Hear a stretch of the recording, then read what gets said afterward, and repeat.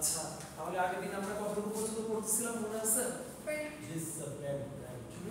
Pen. আচ্ছা Marker. মার্কারের ভিতর প্যাটার্নের ভিতর ছিলাম প্যাটার্ন কালার পকেট পর্যন্ত হয়েছিল স্যার।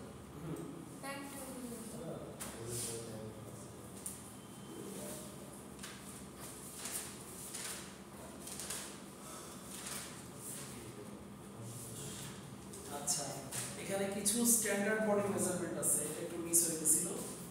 এটা আপনাদের মানে প্র্যাকটিক্যাল নলেজও থাকা দরকার। অনেক সময় পরীক্ষায় এমন আসবে যখন আপনারা ইয়েতে মেজর কোর্সগুলো করবেন, অ্যাপারেল 3, অ্যাপারেল 4, অ্যাপারেল 2 এর, তখন স্ট্যান্ডার্ড বডি মেজারমেন্ট আপনাকে এরকম বলবে যে কোনো একটা শার্টের ফ্যাব্রিক কনজাম্পশন বের করে দেখাও, বা যে কোনো একটা পোলো শার্টের ফ্যাব্রিক কনজাম্পশন বের করে দেখাও, যে কোনো একটা টি শার্টের ফ্যাব্রিক কনজাম্পশন বের করে দেখাও। তখন আপনাকে কিন্তু এই যে বডি পার্টগুলো আছে, যেমন এটা একটা স্ট্যান্ডার্ড শার্টের সাইজ ওয়াইজ, যেমন এক্সেল এখানে আছে হচ্ছে 100 কে 2.54 দিয়ে ভাগ করেন ক্যালকুলেটর নিয়ে।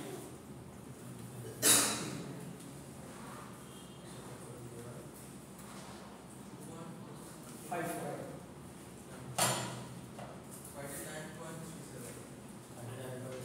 হ্যাঁ 39.37 39.37। আচ্ছা 104 কে ভাগ করব 39.37, 39.763. 104 কে ভাগ দিলে কত আসে? 39.76. দূরে 39 আসে। কত দে ভাগ স্যার? 2.54 104 থেকে স্যার 40 আসে। 40 করে তো 40 কোয়ার্টার কি প্রায় 40.94 sir 41 আসে। 41. 41 এর হাফ হচ্ছে 20.5, তাই তো?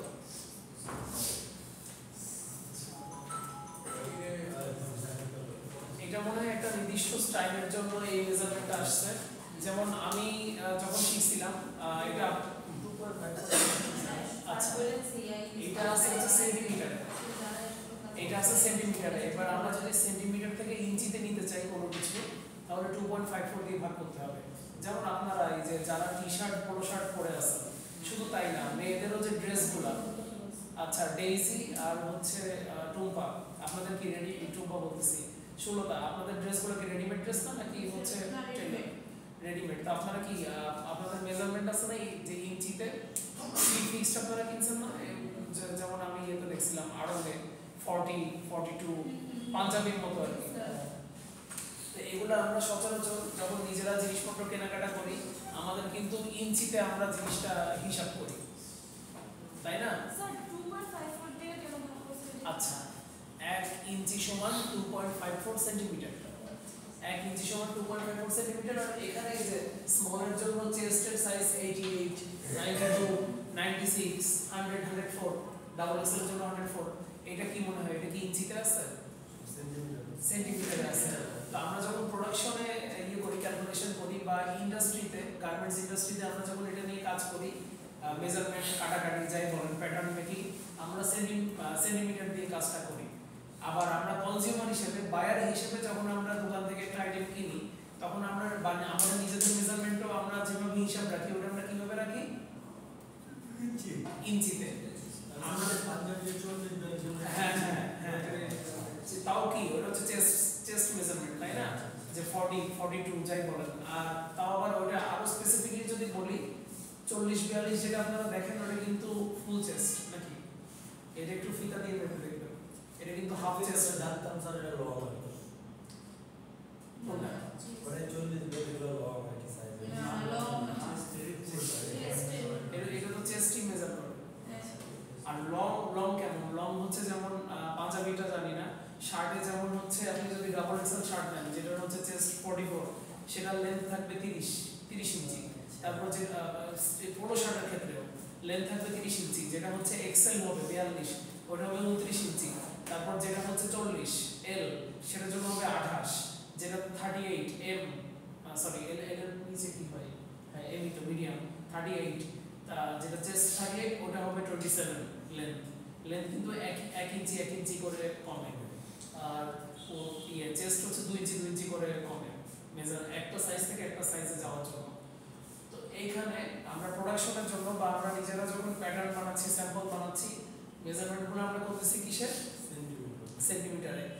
আপনাদের মনে রাখার সুবিধার জন্য আপনারা এটা ইঞ্চিতে কনভার্ট করে মুখস্থ করতে রাখতে পারেন অথবা সেন্টিমিটারে কনভার্ট করে মুখস্থ রাখতে পারেন এবং বেস্ট হয় হচ্ছে নিজেদের আমি নিজে যে অ্যাপারেলটা পরে আছি সেই অ্যাপারেলের বডি মেজারমেন্টগুলো মনে রাখা এবং আপনাদের মেল ফিমেল দুজনেই মানে দুজনেই মনে রাখার জন্য আমি সহজ কিছু জিনিস বলতেছি আপনাদের কমন বডি পার্টস কি কি আছে স্লিভ আছে তাহলে আমি যে অ্যাপারেলটা পরে আছি এই স্লিভটার লেন্থ কত এটার উইডথ কত মানে at the end of the day আমরা যখন এখানে আমরা মেজারমেন্ট নিয়ে যেহেতু কথা বলতেছি স্ট্যান্ডার্ড বডি মেজারমেন্ট আমাদের এখন একটু ফ্যাব্রিক কনজাম্পশন নিয়েও কিছু আলোচনা চলে আসতেছে বুঝছেন আমি এখন কি নিয়ে আলোচনা করতেছি সবার কি কনসেপ্ট ক্লিয়ার আপনার নাম হারুন না হানিফ বুঝতেছেন আমি কি নিয়ে আলোচনা করতেছি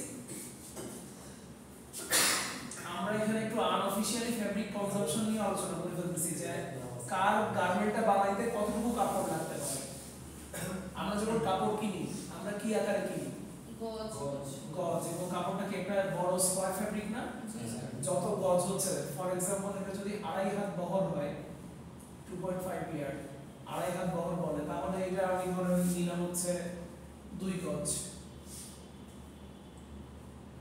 এটা যদি 2 হাত বহর হয় বহর মানে প্রস্থ তখন আমি এটা নিলাম হচ্ছে একটু বেশি করে 2.5 ইয়ার্ড তো ফান্ডামেন্টালি এটা কি এটা একটা চতুর্ভুজ বড় একটা চতুর্ভুজ তাই না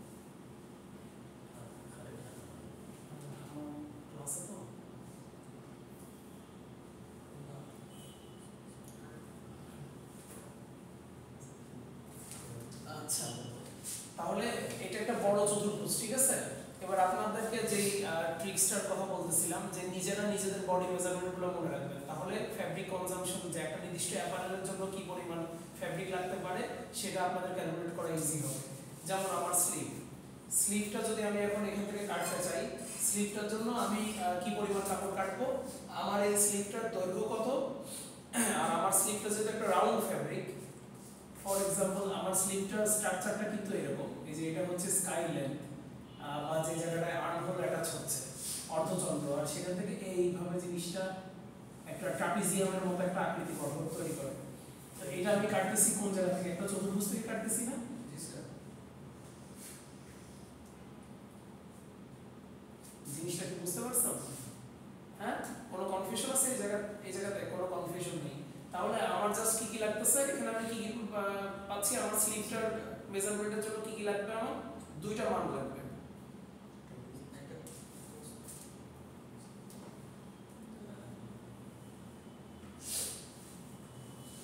দৈর্ঘ্য আর প্রস্থ লাগবে তাই না আমি যখন দৈর্ঘ্য আর প্রস্থ পেয়ে যাব তখন আমি জেনে গেলাম যে আমার স্লিভটার জন্য এতটুকু লাগতেছে স্লিভটার জন্য এতটুকু পরিমাণ কাপড় লাগতেছে আরেকটা স্লিভের জন্য এতটুকু পরিমাণ কাপড় লাগতেছে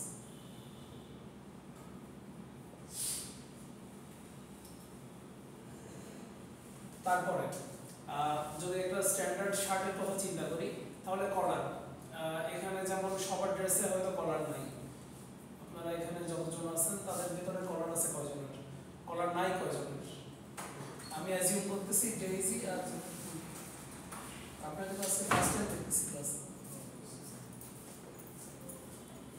এখানে যারা যে অ্যাপারেল পরে আছেন দুইজনের কলার নাই বাকিদের সবারই কলার আছে তো নিজেদের আমারও কলার আছে ব্যান্ড কলার আছে আচ্ছা ব্যান্ড কলারের ক্ষেত্রে আবার মেজারমেন্ট ডিফারেন্ট ওকে যার যে কলার আছে সেই কলারটা ধরেন চিন্তা করে নেন যাদের কলারটা হচ্ছে কি বলবো কলার ব্যান্ডও আছে সাথে হচ্ছে কলারও আছে কলারের দুইটা পার্ট এটা হচ্ছে কলার আর নিচেরটা হচ্ছে কলার ব্যান্ড বা কলার স্ট্যান্ড আপনার শুধু বলতেছেন ব্যান্ড কলার আছে তাই তো মানে আপনার শুধু নিচেরটা আছে উপরেরটা নাই তো সেই ক্ষেত্রে আমার এখানে যেমন ধরেন এটা হচ্ছে ব্যান্ড কলারের জন্য আমার যতটুকু দৈর্ঘ্য আর প্রস্থ লাগবে ফর এক্সাম্পল আমি যেটা আমার যে কলারটা এইটার প্রস্থ হবে হচ্ছে 2 ইঞ্চি আঙুলের হিসেবেও বোঝা যায় আঙুলের হিসেবে যেহেতু এতটুকু এটা 2 ইঞ্চি আর প্রস্থটা ধরেন হচ্ছে 9 ইঞ্চি আমি আমার নিজের মেজারমেন্টগুলো সব ইঞ্চিতে মনে রাখছি আমার যেমন হচ্ছে হাফ চেস্ট ছিল 11 ইঞ্চি, আমার লেন্থ ছিল 26 ইঞ্চি। তো তারপরে আমার কলারে এটা 2 ইঞ্চি আর কলারের দৈর্ঘ্য হচ্ছে 9 ইঞ্চি। তাহলে এটা ধরেন কলার স্ট্যান্ড বা ব্যান্ড যাই বলুন। স্যার এটা কি আমাদেরও মনে রাখতে হবে স্যার আমাদের আমি ওটাই বলতেছি, কারণ আপনাদের যত মানে সামনে যাবেন এরকম আসবে যে একটা হোল গার্মেন্টের ফ্যাব্রিক কনজাম্পশন, মানে একটা পুরো গার্মেন্ট তৈরি করতে স্পেশালি সবচেয়ে বেসিক কোশ্চেন হচ্ছে যে একটা বেসিক শার্টের ফ্যাব্রিক কনজাম্পশন কত, বা তুমি যে শার্টটা পরে আছো এটার ফ্যাব্রিক কনজাম্পশন কত, এখানে কতটুকু ফ্যাব্রিক লাগছে। তো সেটার জন্য নিজের শার্টের মেজারমেন্টটা মনে রাখা সেফ অপশন। ব্যাপারটা বুঝতে পারছেন? সেই ক্ষেত্রে আমার মানে স্ট্যান্ডার্ড একটা অ্যাপারেল যেহেতু শার্ট, সেই শার্টে কি কি আইটেম আছে আমি সেম হবে না। সবার সেম হবে না, কিন্তু বাংলাদেশের স্ট্যান্ডার্ড সাইজ ধরে নেওয়া হয় এল কে। এটাও একটা কোশ্চেন। এল স্যার এল এত বড় স্যার সব না, আচ্ছা আপনি যে এত বড় একটা কথা বললেন, এই এল বা এই যে স্ট্যান্ডার্ড যে চার্টটা দেখতেছেন, এই চার্টে কিন্তু তিনটা বাংলাদেশে তিনটা চার্ট রানিং আছে ইন্ডাস্ট্রিতেই। তিন রকম চার্ট, একটা হচ্ছে লোকাল মার্কেটের চার্ট, একটা হচ্ছে ইউরোপিয়ান চার্ট, আর একটা হচ্ছে আমেরিকান চার্ট। ইউরোপিয়ান চার্টের মেজারমেন্টগুলো সবচেয়ে বড় বড় হয়। মাঝে মাঝে আপনারা দেখবেন যে ওই এক্সপোর্ট, ওই যে এক্সপোর্টের দোকান আছে না, মানে এক্সপোর্টের কাপড় পাওয়া যায় যেগুলো সামহাউ কোয়ালিটিতে সামহাউ ওটা রিজেক্ট হয়েছে, বা হইতে পারে ওটা স্যাম্পল ছিল, ওটা ডিপ ফেলে দিছে, ওটা বা ডিসকার্ড করে দিছে, ওটা এখন লোকাল মার্কেটে চলে আসছে। তো ওটা দেখবেন যে লেবেল লাগানো আছে এম বা লেবেল লাগানো আছে এল, কিন্তু আপনার ওটা দেখে মনে হচ্ছে ওটা আসলে এক্সেল, এক্সেল বা ডাবল এক্সেল। ওটা হচ্ছে ইউরোপিয়ান মেজারমেন্টের এম লেভেল বা ইউরোপিয়ান মেজারমেন্টের এল লেভেল। এটা কোনটা স্যার? লোকালটা? এটা লোকালটা, এটা দেখলেই বুঝা যায় লোকাল, কারণ এটাতে ওই জন্য আমি যখন জিজ্ঞেস করলাম যে 104 কে 2.54 দিয়ে ভাগ করেন, বললেন 40, মানে 41। এত কম তো হয় না, এটা হচ্ছে। আর এখানে যে চার্টটা দিছে এই চার্টটা ওইভাবে মুখস্থ করার দরকার নেই, এটা পার্টিকুলার একটা স্টাইলের জন্য এই চার্টটা এখানে রাখছে। আমি স্ট্যান্ডার্ড শার্টের এমনি আপনারা ইন্টারনেটে সার্চ দিলে অনেক স্ট্যান্ডার্ড বডি মেজারমেন্টের চার্ট পাবেন। আমি একটা অ্যাকিউরেট চার্ট আপনাদেরকে প্রোভাইড করার চেষ্টা করব। এটা স্পেসিফিক একটা গার্মেন্টের চার্ট না হয়, কারণ চেস্ট ওইরকম 41 হয় না, চেস্ট আরো বড় হয় ডাবল এক্সেল বা অন্যান্য ইয়ে থেকে। আচ্ছা, তো কি কি আইটেম থাকতেছে একটা বেসিক শার্টের জন্য? বেসিক শার্টের ফ্যাব্রিক কনজাম্পশনের জন্য আপনার স্লিভ থাকতেছে, স্লিভের সাথে কলার থাকতেছে, কলার ব্যান্ড বা কলার স্ট্যান্ড থাকতেছে,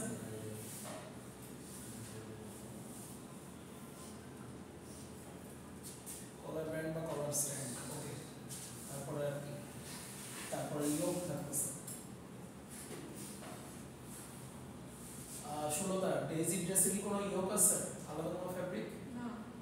আপনার ড্রেসে আছে ইয়োক আছে? তাহলে ইয়োক আমি কাউন্ট করতেছি 1 2 3 4। পকেট থাকে স্ট্যান্ডার্ড শার্টে, যদি আপনাদের ড্রেসগুলোতে পকেট নাই। আর পকেট ছাড়া আর কি কি মিসিং গেল? পাও,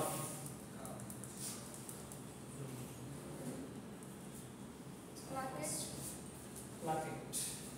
প্লাকেটটা সচরাচর আমরা কাটিং সেকশনে কাটি না, তো প্লাকেটটা আলাদা করে প্রোভাইড করা হয় ওই জন্য, কিন্তু আমরা লিখতে পারি প্লাকেট, সমস্যা নেই, লিখলাম। আলাদা করে ফেব্রিক তো সেম লাগে না, দুটো ইম্পর্টেন্ট জিনিস তো মিসিং আছে।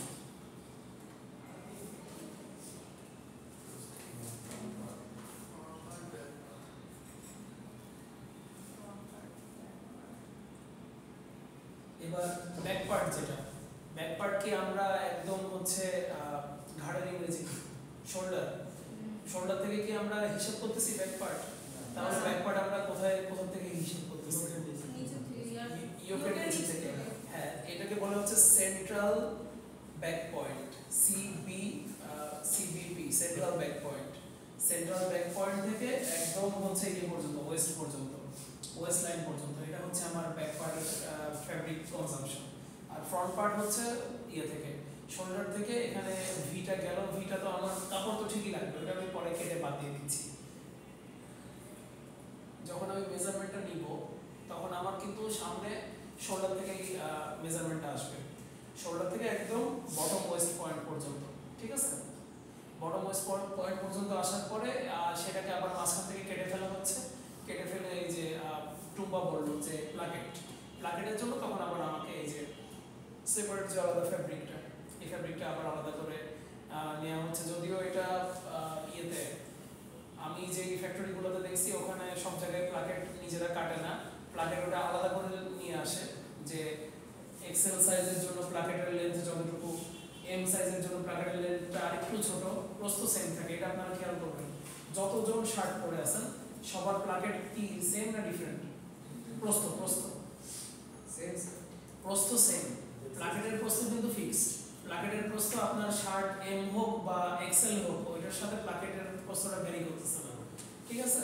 তো আপনাদের হচ্ছে এই কনজাম্পশনগুলো মানে আজকে জাস্ট বেসিক পার্টগুলো বলে রাখলাম। ফ্যাব্রিক যখন আপনারা ইয়ে করবেন, থান কাপড় থেকে যখন একটা ফ্যাব্রিকের কনজাম্পশন হিসাব করবেন তখন কিন্তু আপনাদের এই জিনিসগুলো মনে রাখতে হবে যে আমার পকেট লিখছি, হ্যাঁ, আমার পকেটের লেন্থ কত, উইডথ কত, দৈর্ঘ্য কত, প্রস্থ কত, আমার ফ্রন্ট পার্টের দৈর্ঘ্য কত, প্রস্থ কত, আমার ব্যাক পার্টের দৈর্ঘ্য কত, প্রস্থ কত, আমার ইয়োকের দৈর্ঘ্য কত, প্রস্থ কত, স্লিভের দৈর্ঘ্য কত, প্রস্থ কত, প্লাকেটের দৈর্ঘ্য কত, প্রস্থ কত, তারপরে কাফের দৈর্ঘ্য কত, প্রস্থ কত। আর যখন আমার কাফ থাকতেছে তখন কি আমার এটা ফুল স্লিভ হচ্ছে না হাফ স্লিভ হচ্ছে? Full sleeve. তাহলে ফুল স্লিভের দৈর্ঘ্য প্রস্থ খেয়াল রাখবেন, আবার হাফ স্লিভের দৈর্ঘ্য প্রস্থ খেয়াল রাখবেন। আর তারপর আর কি বাকি থাকে? পকেট, কলারের দৈর্ঘ্য কত, প্রস্থ কত, কলারটা তৈরি করার জন্য যে পরিমাণ ফ্যাব্রিক লাগবে, আর কলার ব্যান্ড বা কলার স্ট্যান্ড এটার দৈর্ঘ্য কত, প্রস্থ কত।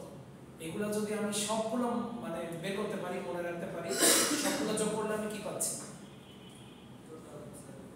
হ্যাঁ, কি পাচ্ছি?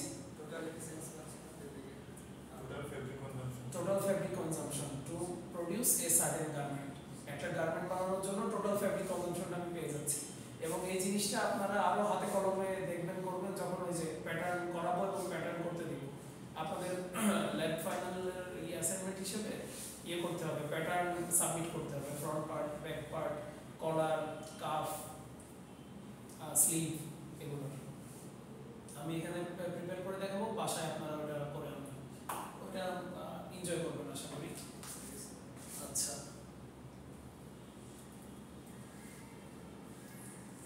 পলো শার্টটা গতকালকে মিস হয়ে গেছে। তো শার্ট কি মনে আছে? শার্টের different parts of a shirt বা basic components of a shirt মনে আছে? আইটেম কি কি ছিল? সব মনে নাই? আচ্ছা, না ওইটা আস্তে আস্তে মুখস্থ হয়ে যাবে, কারণ আপনারা তো শার্ট পরবেন, আপনাদের বেসিক অ্যাপারেল তো শার্ট, এবং শুধু এটা মেল না ফিমেলরাও মানে শার্টের সাথে তো পরিচিত, শার্টের সাথে অপরিচিত তো কেউ না। হ্যাঁ, আচ্ছা, এবার তাহলে পোলো শার্টে দেখি। পোলো শার্টে আইটেম মানে বেসিক কম্পোনেন্ট আরো দুই একটা কম। পোলো শার্টে কি আছে? কলার আছে। কলারের সাথে এখানে হচ্ছে একটা জিনিস, এরা কলার স্ট্যান্ড বলছে, কিন্তু আপনারা যদি প্রোডাকশন ফ্লোরে যাওয়া এক্সপিরিয়েন্স হয় বা ইন্টার্নশিপ যখন করবেন তখন আসলে দেখবেন এইটাকে পোলো টি শার্টের ক্ষেত্রে এটাকে কিন্তু কলার স্ট্যান্ড বলে না, এটাকে বলে হচ্ছে পাইপিং। আমি কি এটা আগে কোনদিন আপনাদের ক্লাসে বলছি?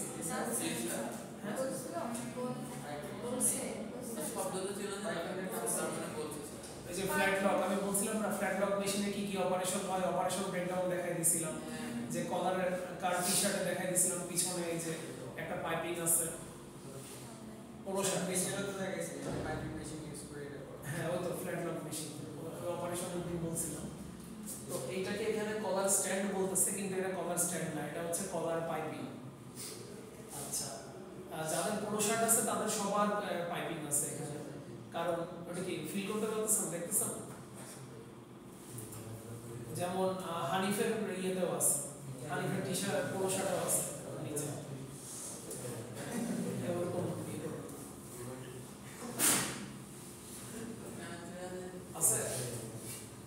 ওইটা যদি না থাকে তাহলে কলারটা রিটেইন করবে না, মানে কলারটা নিজের কি বলবো স্বকীয়তা বজায় রাখতে পারবে না, যে একটা গার্মেন্টের যে একটা শেপ আছে ওই শেপটা ধরে রাখতে পারবে না, কলারটা তখন মানে মিসপ্লেস হয়ে যাবে। আপনাদের সিনিয়ররা 10th ব্যাচে তারা হচ্ছে নিজেদের টি শার্ট বানাইছিল, এটা কি আপনারা দেখছিলেন? স্যার দেখছিলাম বানাইছে আপনি বলছিলেন ও আমি দেখছিলাম স্যার হ্যাঁ ব্ল্যাক কালারের ফেসবুকে ফেসবুকে পোস্ট করছিল দেখেন নাই? ওইটার কিন্তু কলারটা হ্যাঁ মানে কলারটা একটু ওটা তো টি শার্ট, ওটা পোলো শার্ট না, ওটার কলারটা কিন্তু একটু মিসপ্লেসড লাগতেছিল, আপনারা খেয়াল করছেন কিনা জানি না। মানে ওগুলা গার্মেন্টসে কিন্তু কিউসি পাস হতো না, কোয়ালিটি কন্ট্রোলে ওটা ফেল করতো, কারণ ওটার কলারের শেপটা রিটেইন করে নাই, কলারের শেপ ছিল না। এবং ওই কলারের শেপটা রিটেইন করার জন্য ওইটাকে হচ্ছে ইয়ে করা লাগতো। ওরা তো শুধু দুইটা মেশিন ইউজ করছে, ওভারলক আর সিঙ্গেল নিডল লক স্টিচ, ওরা ফ্ল্যাট লক মেশিন ইউজ করে নাই।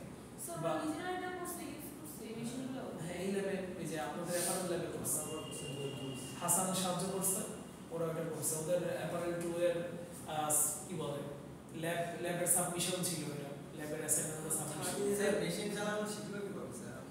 এই যে আপনাদের তো ল্যাব আছে, মেশিন আছে, এই জন্য আমি আজকে জিজ্ঞেস করলাম আপনারা আগে তো প্যাটার্ন শিখতে হবে, প্যাটার্ন শেখার পর তারপর সেলাই বা মেশিনারি জন্য আরো ডিটেইলে যাবে।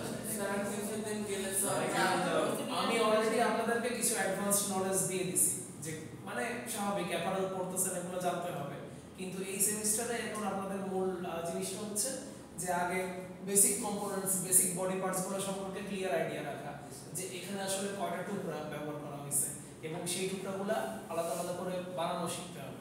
প্রথমে হাতে কলমে বানানো শিখতে হবে, তারপর কম্পিউটারে বানানো শিখতে হবে, এগুলো শেখার পরে তারপরে আপনারা মেশিনের ধারের কাছে মানে যেতে পারবেন আর কি।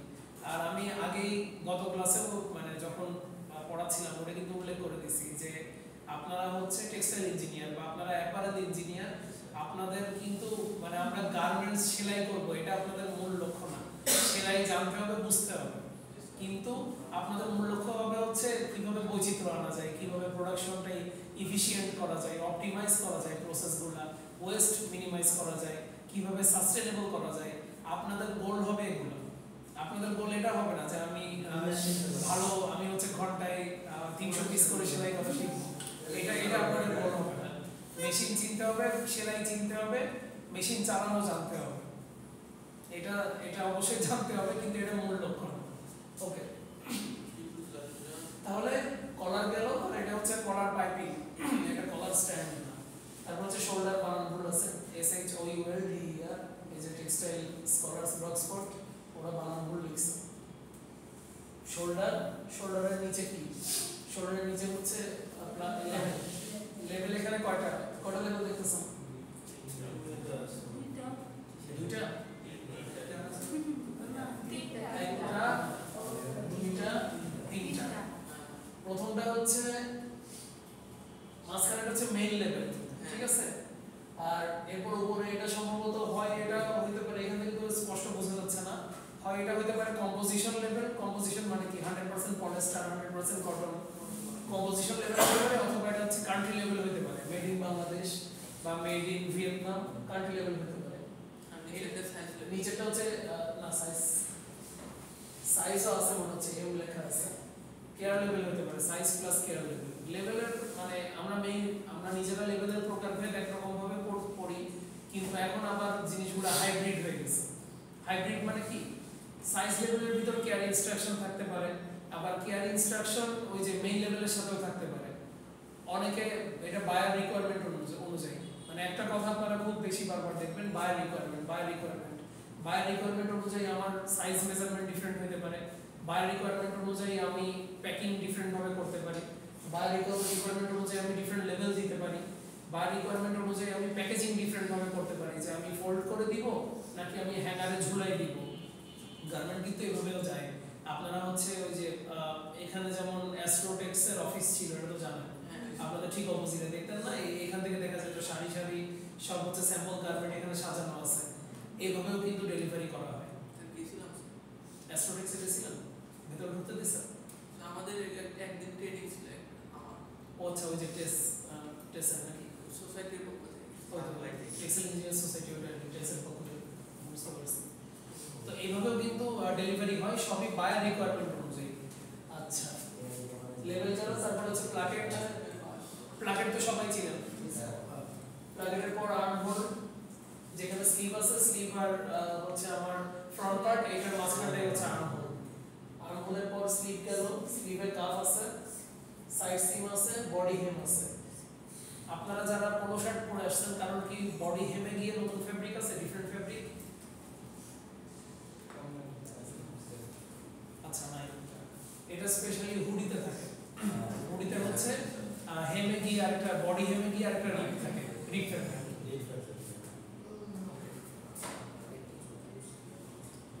আচ্ছা, প্যাটার্নটা ইয়ে করি, কন্টিনিউ করি। প্যাটার্নটা কতটুকু শেষ হয় নাই। প্যাটার্ন গ্রেডিং কাকে বলে?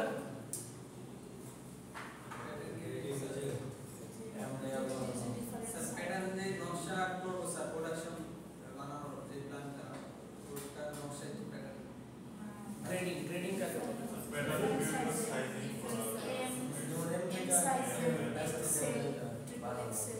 স্যার সাইজে যে মিডিয়াম স্মল, হ্যাঁ, যে আমার একটা প্যাটার্ন থাকলে এক্সেল সাইজের, সেটা থেকে বা একটা এল সাইজের প্যাটার্ন থাকলো, সেটা ইনক্রিজ করে আমি এক্সেল করলাম, আবার ডাবল এক্সেল করলাম, আবার সেই এল কে ডিক্রিজ করে এম করলাম, এস করলাম। এটাই হচ্ছে গ্রেডিং। তাহলে এই প্যাটার্ন গ্রেডিংটা কয়ভাবে করতে পারি আমরা? দুইভাবে। আচ্ছা, এবার আমাদের তাহলে একটু বলেন যে ম্যানুয়াল গ্রেডিংটা কিভাবে করা যায়? ম্যানুয়াল গ্রেডিং বলতে কিভাবে বুঝি? কিভাবে কেটে দিতে হবে? হাতে কেটে হাতে হুম? হাতে করে স্যার মিনিমাল যেখানে কোনো মেশিন ইউজ করা হয়। বল। প্রথমে একটা ধরনের এক্সেল বানাইলো, তারপরে ওই আবার আরেকটা কাপড়ের উপরে বা কাগজের উপরে উঠে দিয়ে 2 ইঞ্চি অথবা 3 ইঞ্চি বাড়ায় ওটা আমি এক্সেল বানাইলাম, আবার 2 ইঞ্চি কমায় বানাইলাম, এরকম না ম্যানুয়াল। জুলিয়ান যেভাবে বললো ব্যাপারটা এরকম। এবার আমি একে দেখাই। যেমন ধরেন একটা ফ্রন্ট পার্ট আছে, ঠিক আছে?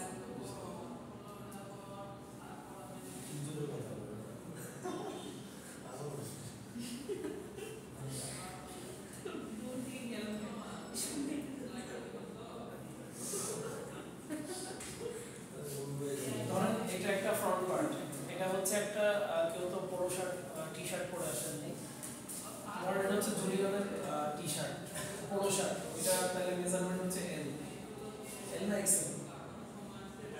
আমি নরমালি এক্সেল করি, কিন্তু এটা এটা এল, তাই তো হচ্ছে এল এর একটা হচ্ছে এফপি ফ্রন্ট পার্ট, ঠিক আছে? এবার এটা থেকে আমি কি করব, এক্সেল এর জন্য বানাবো, যে ও নরমালি যেটা পড়ে সেটার একটা গ্রেডিং করব। তাহলে আমাকে ওই যে ও কিন্তু এটাও বলছে যে 2 ইঞ্চি করে করে সব জায়গায় আমি বাড়াবো। তো 2 ইঞ্চি না, স্ট্যান্ডার্ড একটা থেকে আরেকটায় যাওয়ার জন্য বিভিন্ন বডি পার্ট অনুযায়ী চেস্ট এরিয়াতে একটু বেশি বাড়ানো হয়, লেন্থ এরিয়াতে একটু কম বাড়ানো হয়, এভাবে হিসাব করা হয়। যেমন কিছু জায়গায় 1 ইঞ্চি বাড়ানো হবে, কিছু জায়গায় 2 ইঞ্চি বাড়ানো হবে। কলার এরিয়াতে ধরেন 1 ইঞ্চি করে করে বাড়ানো হবে।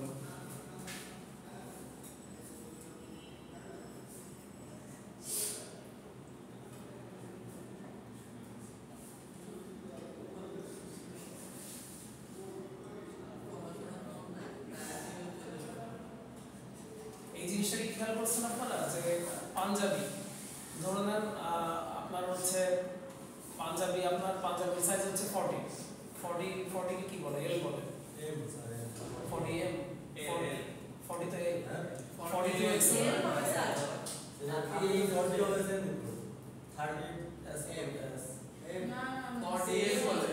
আচ্ছা ঠিক আছে, ওইটা অন্য জায়গায় কম বেশি বলতে পারে, একটা বললেই হচ্ছে। মানে এটা এক এক দোকানের ট্যাগিংও কিন্তু এক এক রকম, আপনারা ওটা খেয়াল করবেন। তবে আমি যতটুকু জানি বাংলাদেশের লোকাল গার্মেন্টস যে স্ট্যান্ডার্ড চার্টটা মেইনটেইন করে, ওখানে 42 হচ্ছে এক্সেল, 44 হচ্ছে ডাবল এক্সেল, 46 ট্রিপল এক্সেল এইভাবে বলে। আর আপনার ওখানে 46 কে ডাবল এক্সেল বলে, আর 44 কে এক্সেল বলে, তাই তো? হ্যাঁ, 44 কে এক্সেল বলে, 42 কে এল বলে। আচ্ছা ওই তো, আচ্ছা গেল। আপনারা এই জিনিসটা একটু খেয়াল করবেন যে পাঞ্জাবি যদি এক সাইজ, পাঞ্জাবি বা মেয়েদের ক্ষেত্রে ড্রেস যদি এক সাইজ বড় নিয়ে ফেলেন, তখন কি দুই সাইডে কাঁধ থেকে নেমে যায় না অনেকটা, শোল্ডারটা অনেক নেমে যায় না? তো এটা কি জন্য হয়? কারণ এই যে এই জায়গা থেকে আমার বাড়ানো, মানে এখানে 1 ইঞ্চি করে করে বাড়ানো হয় কলার এরিয়াতে, স্লিভ এরিয়া থেকে একটু বেশি করে করে, চেস্ট এরিয়া পর্যন্ত বেশি করে 2 ইঞ্চি করে করে অ্যালাউন্স দেওয়া হয়। বুঝতে পারছেন? এগুলো সব প্র্যাকটিক্যাল জিনিস।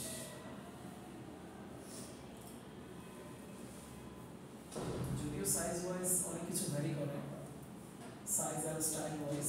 এরপর বডি এরিয়া জিনিসটা বাড়তে থাকে। এখানে কতটুকু বাড়াইছি দেখছেন? 1 ইঞ্চি। শোল্ডার, হ্যাঁ। আর এখানে বডি এরিয়ায় কিন্তু 2 ইঞ্চি করে করে অ্যানাউন্সটা চলতেছে।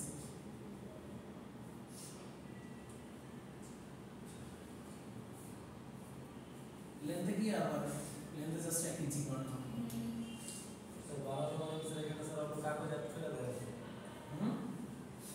মানে এটা বাড়াই গেছে স্যার কাগজ এখানে ডট দিয়ে বাড়াই দিয়েছে, বাট এটা প্র্যাকটিক্যালি কেমন বাড়াই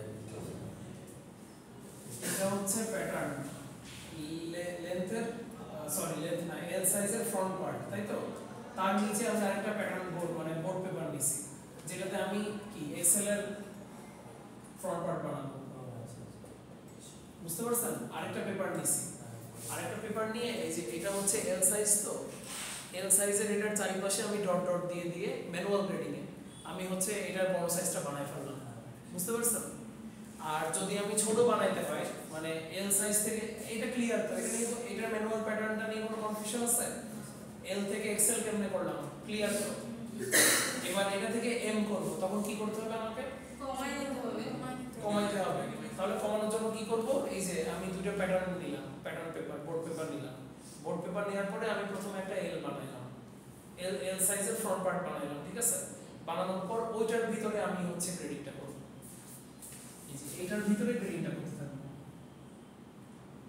বুঝা গেছে?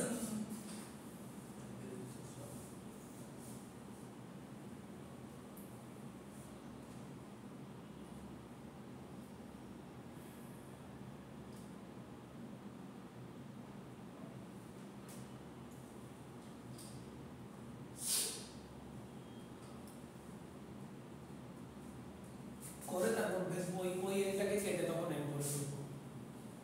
বুঝা গেছে না বোঝা যায়? আচ্ছা, এটা হচ্ছে ম্যানুয়াল গ্রেডিং। আর কম্পিউটার এইডেড গ্রেডিং, এটা হচ্ছে আপনারা নিজেরা লেকট্রা মডারিস, যাদের ল্যাপটপ পিসি আছে, লেকট্রা মডারিস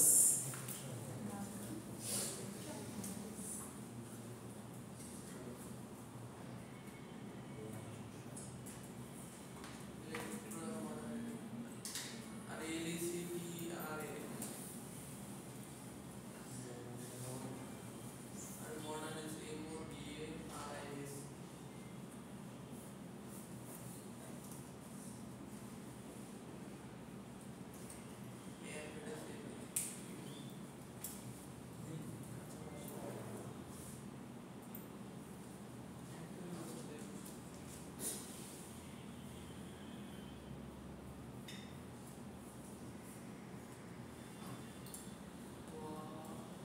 এই যে দেখছেন একটা কাপড়ের টুকরা নিচ্ছেন, কাপড়ের টুকরা নিয়ে সেখানে মানে ও যখন একটা দৈর্ঘ্য প্রস্থ বলবে, এখানে সম্ভবত সেন্টিমিটারও দেওয়া যায়, আবার ইঞ্চিতেও দেওয়া যায়, যে যেটা কমফোর্টেবল ফিল করে।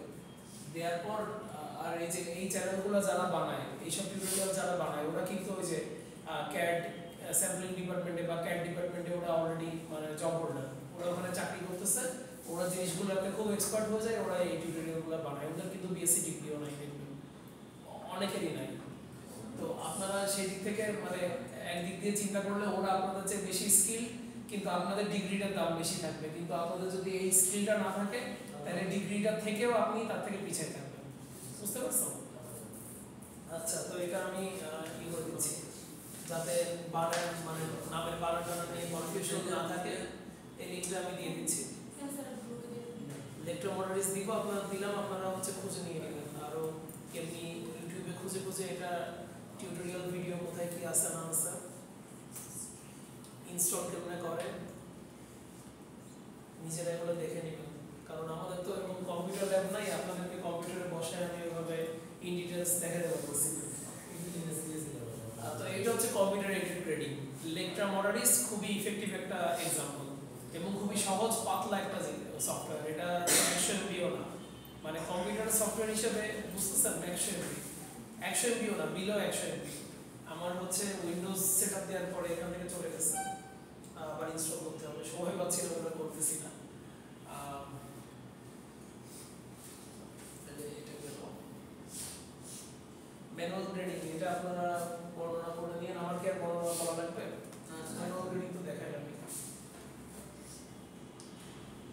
আচ্ছা, ইম্পর্টেন্স অফ প্যাটার্ন মেকিং, এটা হচ্ছে অবজেক্টিভস অফ প্যাটার্ন মেকিং চ্যাপ্টারের শুরুতেই ছিল।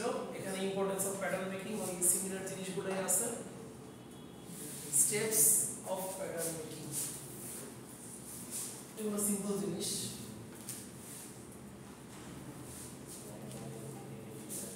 কি করতে হবে? প্যাটার্ন বানানোর জন্য বেসিক তিনটা জিনিস, একটা হচ্ছে পেন্সিল আর রুলার। রুলারের ভিতর বিভিন্ন রকম রুলার আছে, আপনাদেরকে ওই প্রথম একদিন ল্যাব ক্লাস দিয়েছিলাম, সেদিন কিন্তু রুলারগুলো দেখাইছি। ফ্রেঞ্চ কার্ভ আছে, কার্ভ রুলার আছে, সেগুলো মূলত এই যে আমার স্কাই লেন্থটা মেজার করে এই আর্ম হোল তৈরি করার জন্য ওই রুলারগুলো লাগে, আর না হয় এল শেপ রুলার দিয়ে হয়ে যায় বাকি সব কিছু। আচ্ছা, তারপরে স্ট্যান্ডার্ড বডি মেজারমেন্ট নেবেন, ওই যে দৈর্ঘ্য প্রস্থ, এটা আপনার জানা লাগবে। জানার পর সেই অনুযায়ী আপনাকে একটা স্কোয়ার আঁকতে হবে। যেমন ধরেন ফ্রন্ট পার্ট বানানোর জন্য আমাকে একটা স্কোয়ার আগে এঁকে নিতে হবে, যে আমার লেন্থ হচ্ছে 29 ইঞ্চি। আপনি কাগজে আঁকলেন ধরেন 29 মিলিমিটার, আপনার নিজের পেপারে 29 মিলিমিটার নিয়ে আঁকলেন। আর এটার হাফ চেস্ট হচ্ছে ধরে নিচ্ছি 22 ইঞ্চি। আচ্ছা, 20 ইঞ্চি ধরে নিচ্ছি, ধরে এটা 29 হবে না, 20 ইঞ্চি হলে এটা হবে হচ্ছে 28। ওকে, করে দিলাম। করে দেওয়ার পর সবাই প্র্যাকটিক্যালি চিন্তা করেন। ফ্রন্ট পার্ট যেটা আমাদের, ফ্রন্ট পার্ট কিন্তু সামনে একটু নিচ থেকে না, মানে ফ্রন্ট পার্ট একটা কার্ভ আছে, শোল্ডার যে জায়গা থেকে শুরু হয়েছে তার নিচে একটা কার্ভ আছে। টি শার্টের কথা যদি নিজেরা চিন্তা করেন, তাহলে এখানে শোল্ডারটা যে জায়গা থেকে শুরু হয়েছে, সরি আমি ভুল বলছি, ব্যাক পার্টটা হচ্ছে একদম উপর থেকে, তাই না? ব্যাক পার্টে এখানে ছোট্ট একটা কার্ভ আছে, ছোট্ট একটা কার্ভ। ছোট স্যার, হ্যাঁ, কার্ভ অবশ্যই আছে এবং ওটা একটু ছোট। আমি মানে এখন গ্রাফ দেখাচ্ছি, আপনাদেরকে প্যাটার্ন তৈরি করে দেখাবো। এখানে অবশ্যই আমার গোল হচ্ছে না ভাই, আমার মানুষের যে শেপটা, মানুষের ঘাড়ের যে শেপটা, ঘাড়টা একটা বৃত্তাকার জিনিস না, আমাদের ঘাড়টা এই সবাই একটা নিয়ম করে দিলাম। স্যার আছে কার কার মনে হচ্ছে যে আমাদের পিছনের বৃত্তাকার শেপ নাই? আচ্ছা,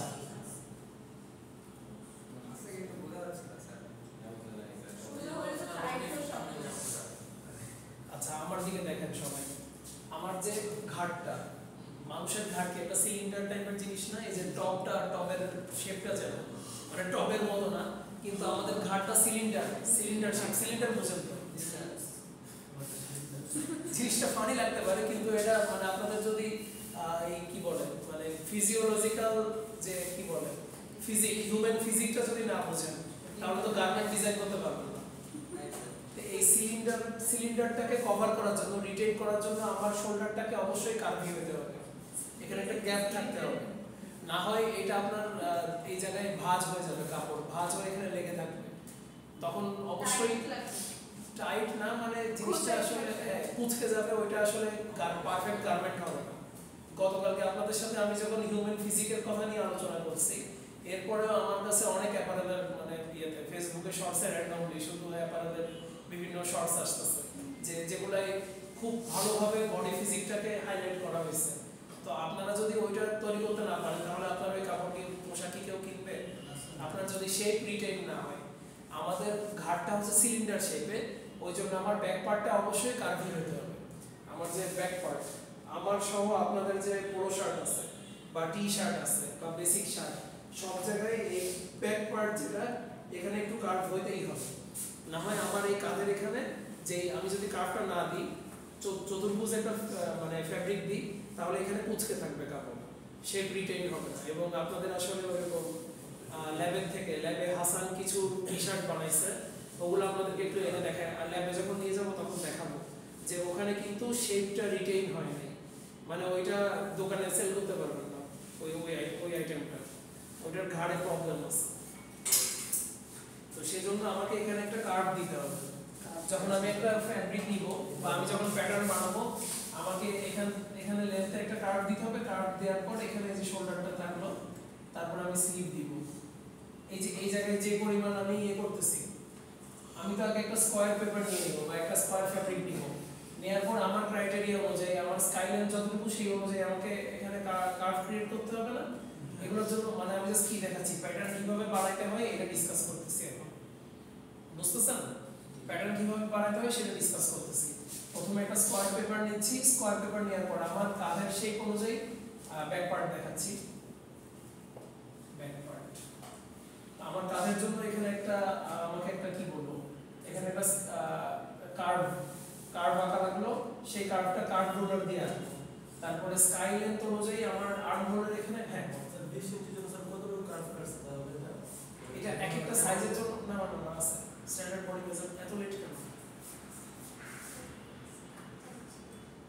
একটু আগে আগে বের হবে। আচ্ছা এটা এক একটা স্টাইলের সাইজের জন্য এল সাইজের জন্য আপনার কার্ভ হবে একটা নির্দিষ্ট সাইজ, এটা আমার স্ট্যান্ডার্ড বডি মেজারমেন্ট বের করে আপনাকে বলা লাগবে। আর ডাবল এক্সেল এর জন্য এটা অবশ্যই বেশি হবে, এম এর জন্য কম হবে, ওটা সেম হবে না, ভেরি করবে। তারপরে এখানে শোল্ডারটা নিলাম, শোল্ডার নেওয়ার পরে এই জায়গায় স্কাই লেন্থ নিলাম, স্কাই লেন্থ নেওয়ার পরে এখানে বাকিটা আমার পুরোটাই সোজা আসবে। ব্যাক পার্টটা সবচেয়ে সিম্পল আর কি, ব্যাক পার্টে আপনার জাস্ট এই জায়গায় আঁকা লাগতেছে, ফ্যাব্রিক কাটা লাগতেছে, এই জায়গায় কাটা লাগতেছে আর এই জায়গায় কাটা লাগতেছে, বুঝতে পারছেন? আর ফ্রন্ট পার্টের ক্ষেত্রে এই কার্ভটা আর একটু ডিপ হইতো, নেকটা আরো ডিপ হয় ফ্রন্ট পার্টের ক্ষেত্রে, নেক আরো ডিপ হয় আর তারপরে বাকিটা মোটামুটি সিমিলার থাকে। তো ফ্রন্ট কেউ যদি ব্যাক পার্ট তৈরি করতে পারে সে ওখান থেকে ফ্রন্ট পার্ট ইজিলি তৈরি করতে পারবে। আর স্লিভটা কিভাবে হয়, স্লিভটা হচ্ছে এরকম আপনি দৈর্ঘ্য প্রস্থ নেবেন, যেমন স্লিভের ক্ষেত্রে প্রস্থ ছিল সম্ভবত 4 ইঞ্চি আর দৈর্ঘ্য ছিল 11 ইঞ্চি ফুল স্লিভ। তো এখানে হচ্ছে এই স্কাই লেন্থের যে জায়গাটা এটা ভরাট করতে হবে, ভরাট করার জন্য নিচে স্লিভটা পুরোটা এখান থেকে এভাবে বাঁকা হয়ে যাবে। Full sleeve sir? হ্যাঁ ফ্রি হ্যান্ডের ড্রয়িংটা হয়তো ভালো হচ্ছে না,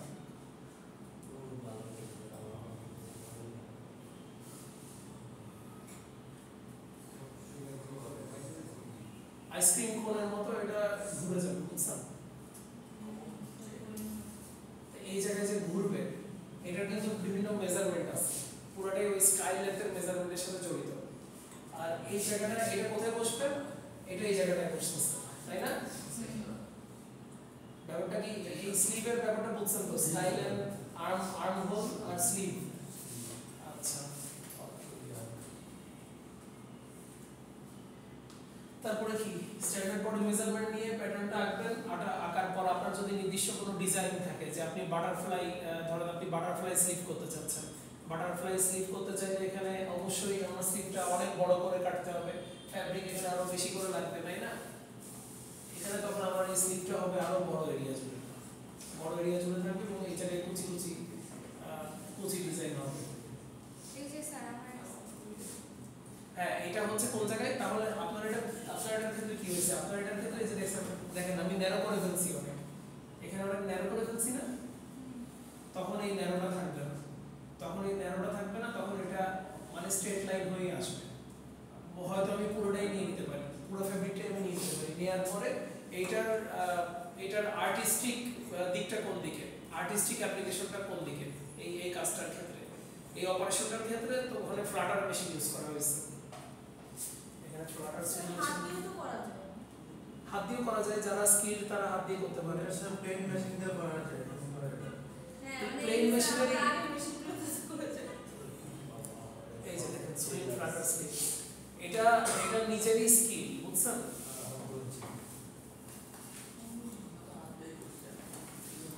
আমরা হাত দিয়ে করতে হবে। এই যে স্লিভ এটা হচ্ছে এখানে ফ্লাটার এটা ইউজ করছে, কিন্তু আফসোসের বিষয় হচ্ছে এগুলো ইন্টারনেটে পাওয়া যায় না। মানে এখানে প্রোডাক্টের ছবি দেখতেছেন আপনারা, কিন্তু সেলাইটা যে করছে এটা কেউ ভিডিও করে ইন্টারনেটে ছাড়ে না। কারণ হলো স্যার স্যার আমরা করে ছাড়বো স্যার চাইতে থাকবে না এই যে বাটারফ্লাই না চাকরি থাকবে না, এমনিতেই বললাম চাকরি না থাকার কিছু না, কিন্তু ওই জায়গায় এত প্রেশার থাকে, প্রোডাকশনের প্রেশার, ওইটা যে কেউ ধৈর্য ধরে ওটা ইয়ে করবে, সে যে ওটা ভিডিও করবে, ভিডিও করে ছাড়বে, এই জিনিসটা হয় না।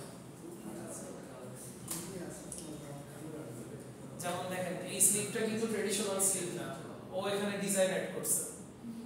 এই জায়গায় কিন্তু আপনাদের দিক থেকে অনেক ইনপুট আসবে, মানে আমি জাস্ট আপনাদেরকে ডিরেকশন দেখাবো, বাকিটা আপনারাই আমাকে বিভিন্ন জিনিসপত্র তৈরি করে দেখাবেন যে স্যার আমি এরকম কিছু একটা ডিজাইন করছি বা আমি ইন্টারনেটে ঘেটে এটা শিখছি ওটা শিখছি, এগুলো আপনারা দেখবেন। ইন্টারনেটে প্রচুর সাপ্লিমেন্ট আইটেম পাবেন। অলরেডি 11:21 বেজে গেছে, এই ভিডিও 22 মিনিটের ভিডিও। আচ্ছা এটা আমি একটু দিয়ে রাখি।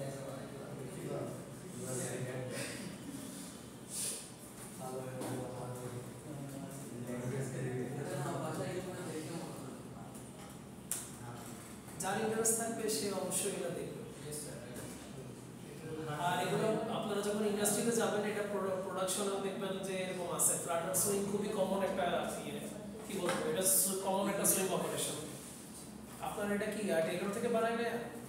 এই যে টেইলর থেকে বানায় নিছে টুম্পা, এটা কিন্তু তাহলে ওই যে টেইলাররা যারা স্কিলড হয়ে যায় তারা নরমাল সুইং মেশিনেই ওই জিনিসটা কি বলবো, মানে ওই পিরিয়ডিক একটা ভাঁজ ভাঁজ দিয়ে দিয়ে কুচি দিয়ে দিয়ে আপনি পারেন না স্যার? তো এটা কি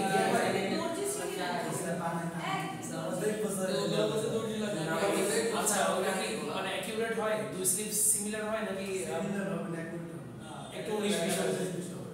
ওটাই বলতেছি না, 19-20 হলে সমস্যা নাই, 17-20 হলে সমস্যা নাই। স্যার আমরা যাওয়া বানালে 19-20 হবে। না না 19-20 করে বুঝতেছেন, 19-20 করে ডিফারেন্স নাই, হ্যাঁ কিন্তু বেশি ডিফারেন্স হয়ে গেলে তখন কিন্তু এটা চোখে ভিজিবল হয়ে যাবে। একই গার্মেন্টে কি করে আসে? এখন ওই যে আপনি যেটা বললেন যে কেন কি সমস্যা, আমি দুই স্টাইলে বানাইছি, কাস্টমার যদি পছন্দ করে তাহলে এটা আপনার মার্কেটিং স্ট্র্যাটেজি। আপনি যদি আপনি তো যেমন এই যে ফ্লাটারটা কি একদিনে আসছে, বা হচ্ছে ওই যে আপনাদের একটা জিনিস দেখেন স্যার, গার্মেন্টসের যে মেশিন দিয়ে সেলাইটা করে বাটারফ্লাই, ওটা দিয়ে কিন্তু 19-20 চলে না, একদম অ্যাকুরেট লাগে।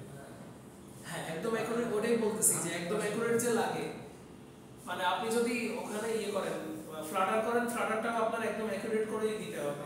আবার আপনি যদি এখন আরেকটা যেটা দেখাচ্ছিলাম ক্রেপ জার্সি, একটু কম মেশিনে লাইনে পাঠায় দেয়। ক্রেপ জার্সি ফ্যাব্রিক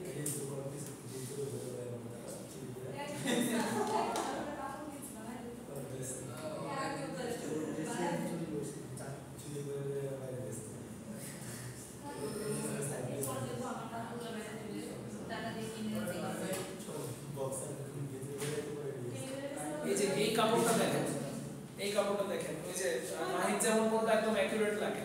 মানে আমরা কিন্তু বিভিন্ন সময় ভুল থেকে ভালো ভালো জিনিস তৈরি করে ফেলি, ভুল থেকে ভালো কিছু হয়ে যায়। যেমন এটা হচ্ছে স্লাব জার্সি ফ্যাব্রিক। স্লাব জার্সিটা কি? স্লাব জার্সিটা হচ্ছে যখন নিটিং এর ভিতর কাপড় তৈরি হয়, ধরেন একটা হচ্ছে যে কামরানের নেভি ব্লু কালারের একটা কামরানের এই যে শার্টটা পরে আছে ওই রঙের একটা কাপড় আমরা বানাইতে গিয়ে হঠাৎ একটা সাদা রঙের সুতা, সুজনের যে শার্টটা আছে ওইটার সাদা রঙের সুতা ভুল করে ওই সার্কুলার নিটিং মেশিনের সামনে দিয়ে উড়ে চলে গেছে, কেউ খেয়াল করে নাই। ওইটা এইভাবে সাদা সুতা হিসেবে মানে নিট হয়ে যাবে, বুনন হয়ে যাবে, বুঝছেন? বুনন হওয়ার পর ওখানে দেখা যাবে কি পুরোটা একটা নীল ফ্যাব্রিক, একটা জায়গায় একটু সাদা এরকম ডিজাইন হয়ে গেছে। এবার এইটা যদি আমি পিরিয়ডিক ভাবে দিতে পারি তখন এটা কিন্তু স্ল্যাব ফ্যাব্রিক, এটা এখন তখন আলাদা একটা ডিজাইন হয়ে যাবে, আলাদা একটা প্রোডাক্ট হয়ে যাবে। ঠিক সিমিলারলি যখন হচ্ছে যে ক্রেপ বলতেছি ফ্লাটার যে জিনিসটা ওটা হচ্ছে সিম পাকারিং বলে। আপনাদেরকে এবার ফলটা দেখাই, এটার নাম কি শুনছেন আগে? ছবি দেখলে অনেকে চিনতে পারবেন। এই যে কুচকে যাওয়া সেলাই, এই সিম পাকারিং ফলটাই যখন আমি পিরিয়ডিক ভাবে দিচ্ছি তখন ওটা কিন্তু ফ্লাটার সিম হয়ে যাচ্ছে। মানে আমি একটা ফল্ট যদি করি ওই ফল্টটাও আমাকে সিরিয়াল মানে একটা পিরিয়ডিক ভাবে করতে হবে, একটা রুটিন ওয়াইজ করতে হবে। ধরেন এখানে একটা কলম থেকে একটা চেয়ার নাই, তো একটা চেয়ার যখন থাকবে না তখন কি কিন্তু দেখা যাবে তিনটা কলামে চেয়ার আছে, মাঝখানে একটা কলামে চেয়ার নেই। তখন আমি যদি সব জায়গা থেকে চেয়ারটা নিয়ে ফেলি, তারপরে জিনিসটা ইভেন হয়ে গেল, ব্যালেন্স হয়ে গেল। আমি ওটাই বলতেছি যে আপনারা যদি কোনো একটা ফল্ট বা ডিফেক্টও করেন, ওইটা আপনাদেরকে পিরিয়ডিক ভাবে করতে হবে, তাহলে এখান থেকে একটা ভালো আউটপুট আসবে, বা এটা তখন আপনি সেল করতে পারবেন। সেল করার মতো বা ভ্যালু, এখানে ভ্যালু অ্যাড হবে, ভ্যালু জেনারেট হবে। আচ্ছা, ঠিক আছে। স্যার ইংলিশ স্যার কাম করতে কি ছাড়া? সুতা ছাড়া কাপড়ে যে নন ওভেন যে ফ্যাব্রিকগুলো, নন ওভেন ফ্যাব্রিকে তো আপনার কোনো সুতা নাই। এই যে আরিফ যে পড়ে গেছে, তারপরে স্যার অ্যারাবিক ফাইবার থেকে তো স্যার অ্যারাবিক যেটা স্যার আরিফের সুতা না স্যার পিন ফিনিং অ্যারাবিক যেটা, অ্যারাবিক হচ্ছে একটা high performance fiber. High performance fiber থেকে ইয়ার্ন করে ফ্যাব্রিক করা হচ্ছে। কিন্তু আমি যেটা বলতেছি, এই যে নন ওভেন যেগুলো, নন ওভেন বুঝেন আপনারা? নন ওভেন বলতে যে ফেস মাস্কের যে ফ্যাব্রিকটা, এটা হচ্ছে নন ওভেন ফ্যাব্রিক। হ্যাঁ স্যার, এইটা আর ইয়ার্ন করা হচ্ছে না। এটা আমরা কি করতেছি, এটাকে আমরা হচ্ছে বিভিন্ন ভাবে ড্রাই স্পিনিং বলেন, ওয়েট স্পিনিং বলেন, ওয়েট স্পিনিং বলেন, এইভাবে সরাসরি ফাইবার থেকে আমরা হচ্ছে কি বের করি, ওটাকে বলেন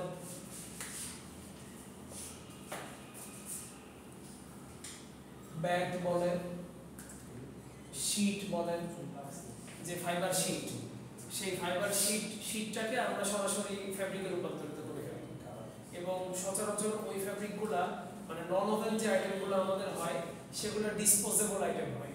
ডিসপোজেবল আইটেমটাকে বলে যেটা আমরা ডিসপোজ করে দিতে পারি, যেটা ফেলে দিতে পারি, যেটা আমরা ওয়ান টাইম ইউজ করে ফেলে দিতে পারি, ওই টাইপের আইটেম এবং নন ওভেন থেকে বেশি বানানো হয়। সচরাচর কোনো কিছু যদি আপনি টেকসই করতে চান, টেকসই করে বানাইতে চান, সেক্ষেত্রে অবশ্যই ইয়ার্ন বানাই। সেই ইয়ার্ন থেকে এবার আরেকটা কোশ্চেন করি আপনাদেরকে, ওভেন ফ্যাব্রিক আর নিট ফ্যাব্রিক, এই দুটোর ভিতর টেকসই হবে বেশি কোনটা? বেশি শক্তি মানে স্ট্রেংথ ধরে রাখতে পারবে, মানে আমি যদি টানাটানি করি। আচ্ছা, এবার একটা প্র্যাকটিক্যাল এক্সাম্পল দিই। তাহলে টেক্সটাইল অলিম্পিয়াডের যে জার্সিটা আপনারা পাইছিলেন, সেই জার্সিটা নষ্ট হয়ে গেছে কারণ এমন আছে? পরেই নাই, 2 দিন পরে ফেলে রাখছি। একদিন পরে রেখে দিয়েছি। না, যেমন আরিফ বলছে তারটা নষ্ট হয়ে গেছে।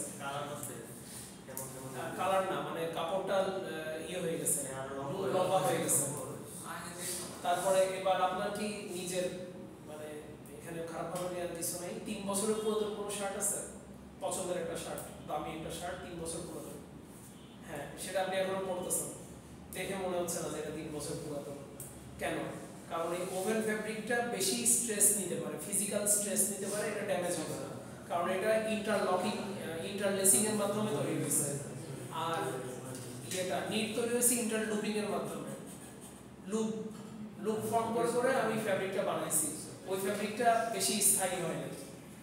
নন ওভেন একদমই কম স্থায়ী, তারপরে নিট ফ্যাব্রিক কম স্থায়ী, ওভেন ফ্যাব্রিক তুলনামূলক এদের চেয়ে বেশি স্থায়ী, বেশি টেকসই।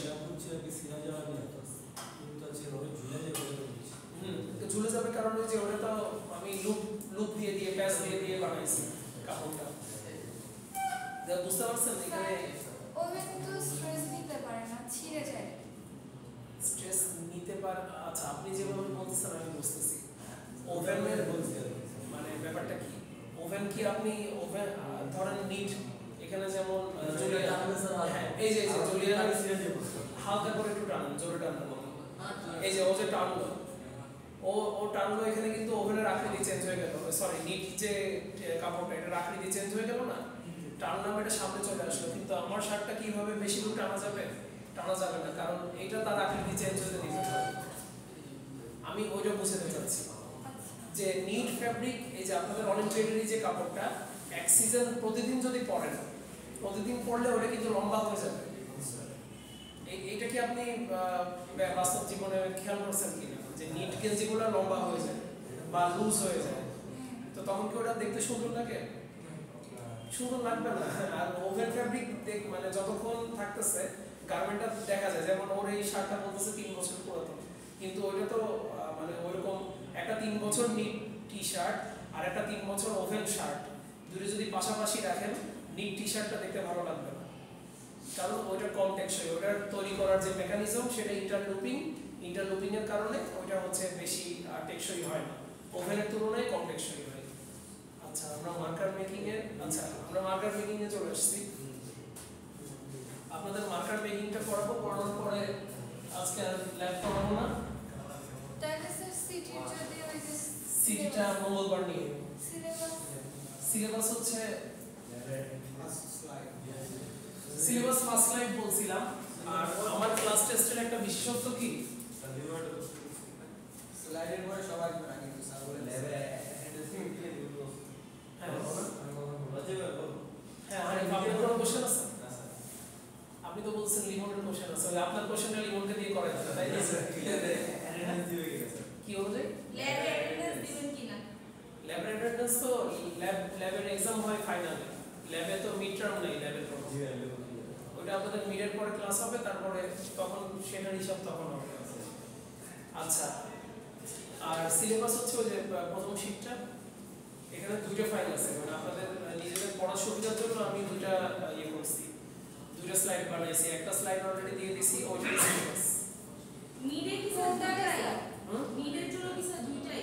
দুইটা স্লাইডই? হ্যাঁ দুইটা আছে, দুইটাই হচ্ছে মিডের জন্য। দুইটা মিডের জন্য, আর সাথে আরেকটা জিনিস আজকে আমি বইটা আনতে ভুলে গেছি,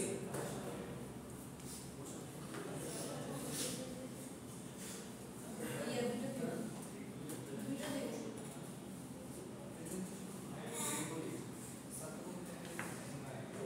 এই বইটার কথা আমি হচ্ছে আগে, এই বইটার কথা আমি প্রথম যেদিন ক্লাস হয়েছে, এই সবাই একটু দেখেন, এই বইটার কথা কিন্তু আমি বলছিলাম এই বইটা সবাই কিনে নেবেন, গার্মেন্ট ম্যানুফ্যাকচারিং টেকনোলজি সাইফুল আজমের। এটা ছবি তুলে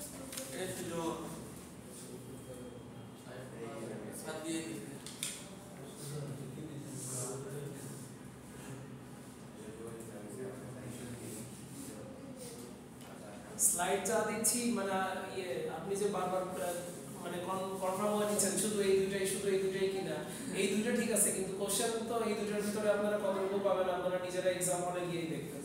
এটা কেমন কথা?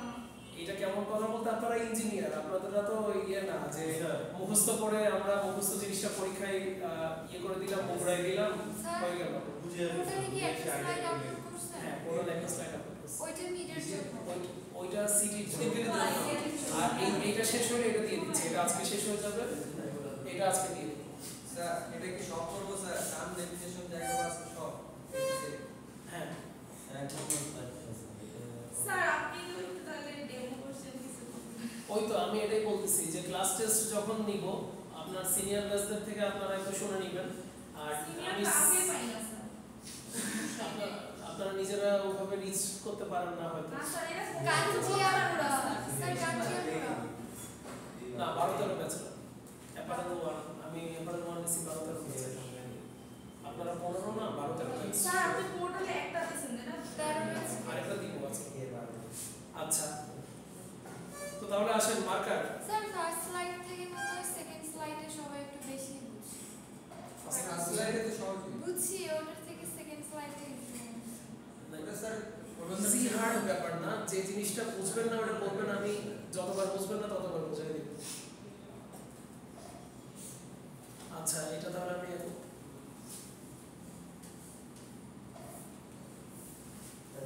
এটা এখানে খোলা থাকলো, আমি হচ্ছে আজকে টপিক শেষ করে আবার এটা ফেরত যাবো, কেউ যদি কোনো কিছু না বুঝে থাকেন বলবেন, আমি ওটা আবার ডিসকাস করব। আচ্ছা মার্কার মেকিং, তাহলে মার্কারটা কি? মার্কারটা হচ্ছে প্যাটার্নের পরের ধাপ, মনে আছে ফ্লোচার্ট? হ্যাঁ আচ্ছা মার্কার হচ্ছে, marker refers to a thin paper containing all the parts of all the sizes of a particular styled garment for efficient cutting of fabric। তাহলে মার্কারটা কি? এটা হচ্ছে একটা পাতলা কাগজ, সেটাতে কি কি আছে, একটা নির্দিষ্ট স্টাইলের গার্মেন্টের যতগুলো বডি পার্ট বা বেসিক কম্পোনেন্ট আছে সবগুলো ওই মার্কারে আছে, এবং শুধু একটা সাইজের জন্য না, যতগুলো সাইজ আমার যদি তিনটা সাইজ হয়, মিডিয়াম, লার্জ, এক্সট্রা লার্জ, আর একটা যদি ইয়ে হয় টি শার্ট হয়, টি শার্টে 4টা করে component, first sleeve, second sleeve, front part, back part, তাহলে 12টা টুকরাই থাকবে আমার একটা ওই থিন পেপারে। সেটাই হচ্ছে মার্কার। ঠিক আছে, এবং ঠিক আছে, মার্কার কি হৃদয় বুঝে গেছে মার্কার কি? আমি এখন কি ডিসকাস করব? নিচে দেখা থাকলে তো ওটা marker refers to A thin piece of paper. এটা একটা পাতলা কাগজ। সেই পাতলা কাগজের ভিতর কি থাকবে? সেই পাতলা কাগজের ভিতর আমার একটা গার্মেন্ট, এই যে এক্সেল সাইজের একটা শার্ট, টি শার্ট, এটার 4টা পার্ট, একটা স্লিভ, দুটো sleeve, front part, back part, এরকম 4টা পার্টই থাকবে ওই পাতলা কাগজটাতে। এবার আমার যদি আরো দুটো ডিফারেন্ট সাইজ থাকে, L M, L M, M L XL, প্রত্যেকটার 4টা করে পার্ট, টোটাল 12টা পার্ট, সবকিছুই ওই পেপারটাতে থাকবে। এবং ওই পেপারটা আমরা কেন বানাচ্ছি? যাতে ওটা দিয়ে আমরা কাটিং ফ্যাব্রিক কাট করতে পারি। ওটা জাস্ট একটা ছাঁচ হিসেবে থাকবে। সেই ছাঁচটা আমি কাপড়ের উপর বসাবো, বসাই সেই ছাঁচটা ইউজ করে কাটবো। আপনারা বায়োলজিতে সবাই তো সায়েন্স ব্যাকগ্রাউন্ডের, এসএসসি বা এইচএসসির যে ল্যাব এক্সাম ছিল, বায়োলজিতে কি ওই ব্যাঙের ছবি বা হচ্ছে কোষ, উদ্ভিদ কোষ, প্রাণী কোষ আঁকা লাগে নাই? যারা ড্রয়িং এ একটু কাঁচা ছিলেন, ড্রয়িং কম পারতেন, তারা কি করছেন? বই বা বিভিন্ন জায়গা থেকে বন্ধুর বা বান্ধবীর হচ্ছে ছবি নিয়ে ওটার উপর ছাঁচ দিয়ে আঁকছেন না? কাচের উপর নিচে আলো দিয়ে কাচের উপর। ওই তো এক একজন এক এক স্ট্র্যাটেজি ফলো করছে। এই মার্কারটাও হচ্ছে ফ্যাব্রিক কাটার জন্য ছাঁচ।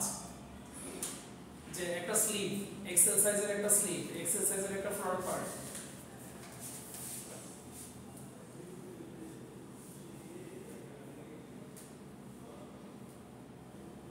স্লিভ,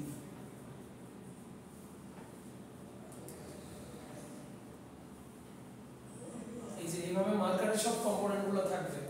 এইটার উপরেই স্ট্রেট নাইফ দিয়ে, স্ট্রেট নাইফ বলেন বা ব্যান্ড নাইফ বলেন বা অটোমেটিক নাইফ বলেন, যেটাই হোক সেটা দিয়ে এইভাবে ধরে ধরে সে কাটতে থাকবে। স্যার এই মেশিনে কাটা হয় স্যার, ওটা কি বলে স্যার? Cutting machine? হ্যাঁ, কাটিং মেশিন।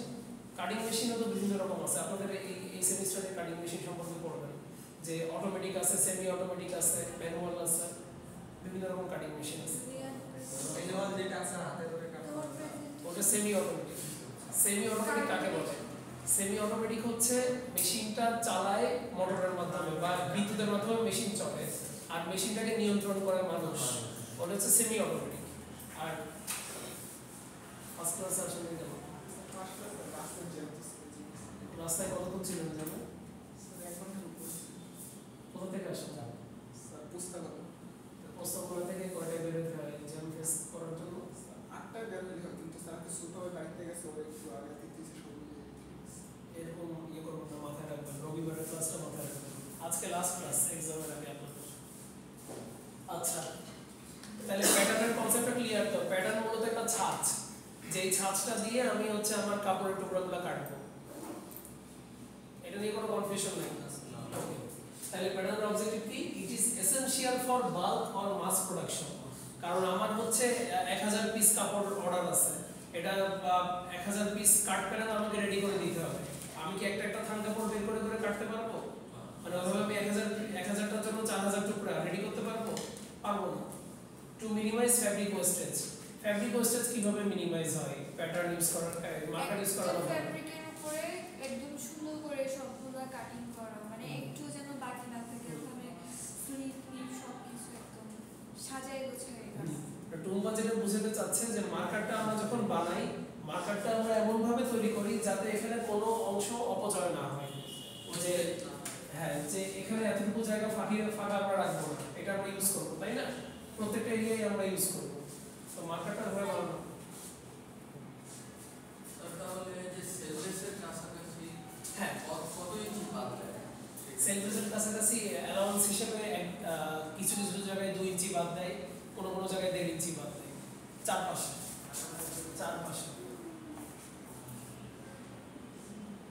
এগুলো আপনারা এমনিতে ইয়েতে পড়বেন যখন কাটিং এ যাবো, ফ্যাব্রিক স্প্রেডিং, ফ্যাব্রিক কাটিং, ওখানে সেলফেস রিলেটেড কোন জায়গায় কতটুকু বাদ দেওয়া হয়, কি জন্য বাদ দেওয়া হয়, কোন জায়গায় ওয়েস্টেজ কনসিডার করা হয়, ওগুলা থাকবে। আচ্ছা, যখন আমরা মার্কার বানাই ফেললাম, ওই সবগুলোই কিন্তু রিলেটেড।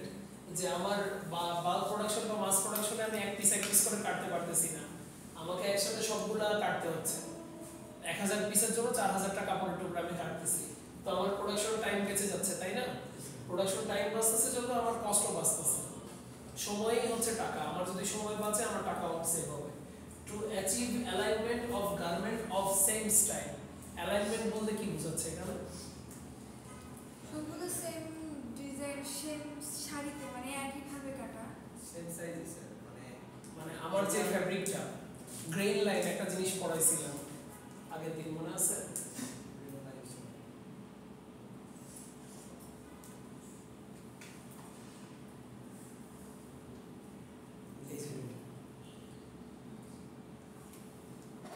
আমি যদি ফ্যাব্রিকগুলা একটা একটা করে কাপড়, থান কাপড় একটা একটা করে বসাই, তাহলে আমার গ্রেইন লাইন বরাবর বসতেছে না, এবং কাটাটাও তো গ্রেইন লাইন বরাবরই হয়ে যাবে, তাই না? যে প্রত্যেকটা কাপড়ের ফ্রন্ট পার্ট, যেমন ধরেন আপনারা ইয়ে করুন, আপনারা হচ্ছে স্টাডি ট্যুরে যাবেন, স্টাডি ট্যুরে যাওয়ার জন্য বা ওই যে টেক্সটাইল অলিম্পিয়াডের জন্য আপনাদের 100টা টি শার্ট তৈরি করা হবে। 100টা টি শার্টে দেখা গেল জুলিয়ানের টি শার্টটার বডি ফ্যাব্রিক ভালো পড়ছে, আর কামরাটার যদি বডি ফ্যাব্রিক ভালো না হয়, ওটা যদি এক কোণার ফ্যাব্রিক হয়ে যায়, তো তার মানে বডি ফ্যাব্রিক যে জায়গায় হওয়ার কথা মাঝখান থেকে নেওয়ার কথা, মাঝখান থেকে না নিয়ে এক সাইড থেকে নিয়ে ফেললাম, ওটা কি দেখতে ভালো লাগবে? ভালো লাগবে না। বডি ফ্যাব্রিক সবগুলোই সিমিলার টাইপের হতে হবে, কারণ আপনারা সেম ফ্যাব্রিক যখন সবাই পরবেন, তো ওই জন্যই অ্যালাইনমেন্টটা মেনটেন করা জরুরি না? নাকি আমি প্রথম থান কাপড় থেকে এক জায়গা থেকে ফ্রন্ট পার্ট নিলাম, দ্বিতীয় থান কাপড়ে অন্য জায়গা থেকে ফ্রন্ট পার্ট নিব, এরকম করবো। ওরকম করলে আমার গার্মেন্টটা ভালো হবে না, গার্মেন্টটা দেখতে খারাপ লাগবে, আর এই গ্রেইন লাইনটা তখন ম্যাচ করবে না। যে আমার ধরেন এই শার্টটা আমরা যদি ঠিক করি যে আমরা ফ্যাকাল্টি রুমে যতজন মেল ফ্যাকাল্টি আছে আমরা এই ডিজাইনের শার্টটাই নিব, এই টাইপের ডিজাইনের ক্ষেত্রে যখন আমি অ্যালাইনমেন্ট মেনটেন করব না, তখন কিন্তু আমার ডিজাইন চেঞ্জ হয়ে যাবে, বুঝতে পারছেন? স্পেশালি এওপি বাচ্চাদের ক্ষেত্রে খুব popular.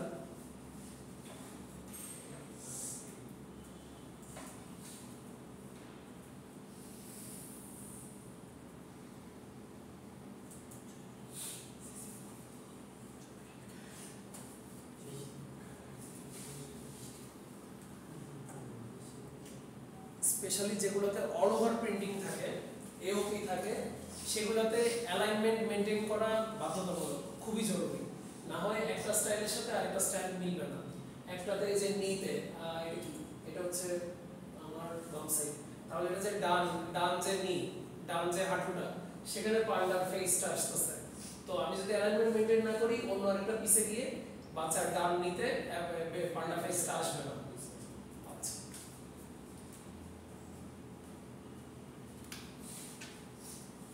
Points two consider before marker making, এটা খুব গুরুত্বপূর্ণ একটা জিনিস। বিধান যে কোশ্চেনটা নিয়ে সেলভেজ নিয়ে একটা কথা বলছিলেন, সেলভেজের ব্যাপারটা এখানে আসবে।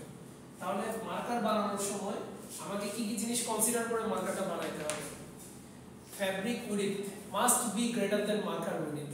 তাহলে আমার ফ্যাব্রিকটা যদি 2.5 হাত বহরের হয় বা 2.5 গজের হয়, তাহলে আমার মার্কারটা কি 2.5 গজের বেশি হবে না ছোট হবে?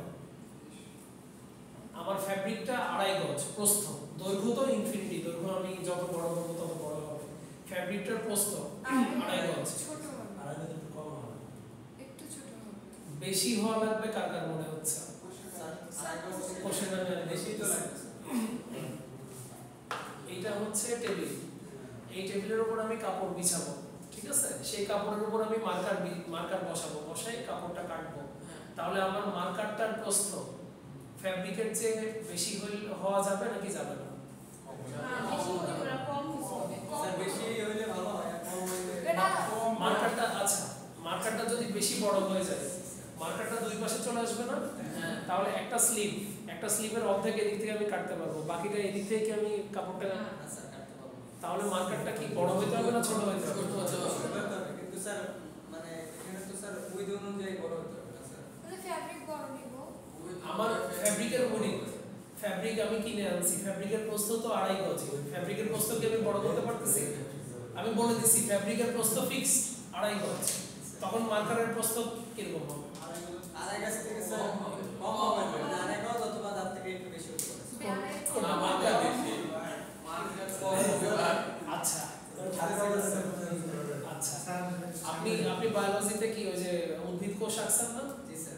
হ্যাঁ, আঁকছেন যখন ছাঁচ ইউজ করে আঁকছেন নাকি নিজে আঁকছিলেন? স্যার দেখে আসছিলাম।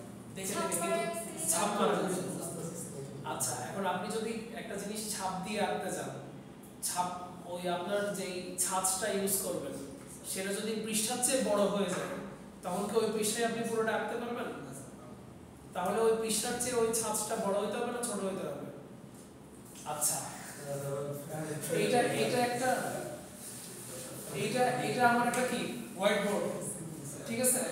এটা একটা হোয়াইট বোর্ড। এইটাতে এখন যদি আমি একটা বাঘ আঁকতে চাই, বাঘ, তাহলে বাঘের দৈর্ঘ্য পুরোটাকে আমি আঁকতে পারবো? এক্সাক্ট একটা বাঘের দৈর্ঘ্য হয় হচ্ছে 11 ফুট লেজ সহ, লেজ বাদ দিলে 7.5 ফুট 8 ফুট হয়।